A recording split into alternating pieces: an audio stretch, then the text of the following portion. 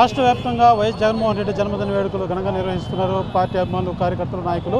అయితే చిత్తూరు జిల్లాలో పలు చోట్ల బ్యానర్లు పెట్టుకుంటూ ఉంటే అధికార పార్టీ వాళ్ళు దాన్ని దబాయిస్తూ గొడవలు చేస్తున్నారనేసి మాజీ మంత్రి రోజా గారు ఆరోపిస్తున్నారు. మరి ఆ మాటల్లో తెలుసుకుందాం. మొదటిసారిగా ప్రతిపక్ష హోదాలో నాయకుడికి జన్మదిన వేడుకలు ఘనంగా నిర్వహిస్తున్నారు.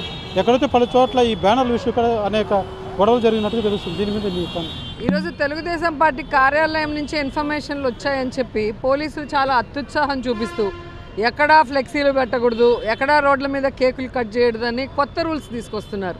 మేము కూడా గత 5 ఏళ్ళ అధికారంలో ఉన్నాం. కాంగ్రెస్ వాళ్ళు, తెలుగుదేశం వాళ్ళు, జనసేన వాళ్ళు వాళ్ళ నాయకుల బర్త్డేలు వాళ్ళు ఫ్లెక్సీలు పెట్టుకున్నా, వాళ్ళు కట్ చేసుకున్నా ఏ రోజు ఎవరు వాళ్ళు ఇబ్బంది పెట్టలేదు. మీరు గతంలో వీడియోస్ కానీ పేపర్స్ ఒకసారి తిప్పి చూస్తే మీకే అర్థమవుతుంది.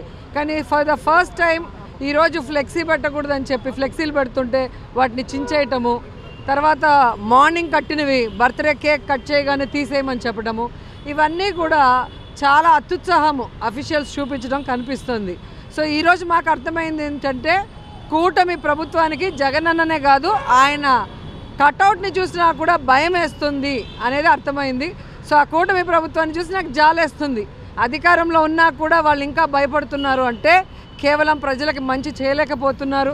ప్రజల్ని మోసం చేసి ఈవీఎంని మ్యానిపులేట్ చేసి వచ్చారు కాబట్టి ఇంకెక్కువ కాలం మనం నిలవలేము. ప్రజల్లో 6 నెలలకే ప్రజలు మనల్ని అసహించుకునే పరిస్థితి వచ్చిందని తెలుసుకున్నారు కాబట్టి ఈ వేడుకలు ఘనంగా జరిగితే ఈ వైఎస్ఆర్సీపీ నాయకత్వం శ్రేణులు అందరూ కూడా యాక్టివేట్ అవుతారన్న భయంతోనే ఈరోజు ఇలాంటి ఆంక్షలు పెడుతున్నారని అర్థమవుతుంది.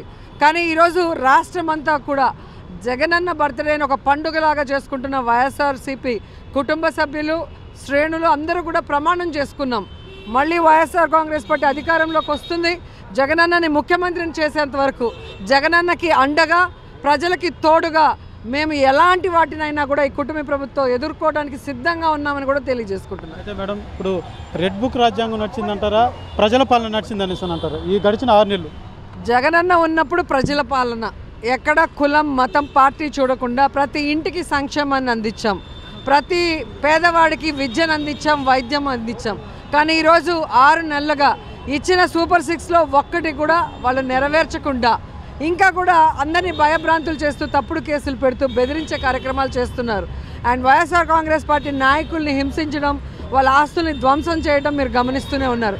వీటన్నిటికీ వడ్డీతో సహా వాళ్ళకి రిటర్న్ గిఫ్ట్ ఇస్తామని కూడా తెలియజేసుకుంటున్నారు. అదేవిధంగా పవన్ కళ్యాణ్ గారు కూడా వైసీపీలు చేసినటువంటి అవినీతులు కూడా ఒక్కొక్కటి మేము బయట తీస్తామనేసి అని కూడా ఆయన స్పందించడం జరిగింది. దీనిపై మీరేమో ఈరోజు అవినీతి ఎవరు చేశారో వాళ్ళని శిక్షిస్తే ఎవరు కూడా వద్దనరు.